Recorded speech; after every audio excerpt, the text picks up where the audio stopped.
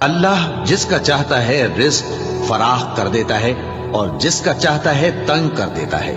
और काफिर लोग दुनिया की जिंदगी पर खुश हो रहे हैं और दुनिया की जिंदगी आखिरत के मुकाबले में बहुत थोड़ा सामान है। और काफिर कहते हैं कि इस पैगंबर पर इसके परवरदिगार की तरफ से कोई निशानी क्यों नाजिल नहीं हुई।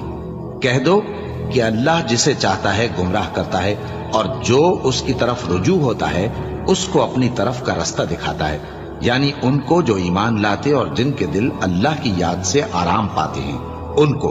और सुन रखो कि अल्लाह की याद से ही दिल आराम पाते हैं। जो लोग ईमान लाए और अमल नेक किए उनके लिए खुशहाली और उम्दा ठिकाना है। जिस तरह हम पहले पैगंबर भेजते रहे हैं उसी तरह ए नबी हमने तुमको इस उम्मत में जिससे पहले बहुत सी उम्मतें गुजर चुकी हैं भेजा है, ताकि तुम इनको वो किताब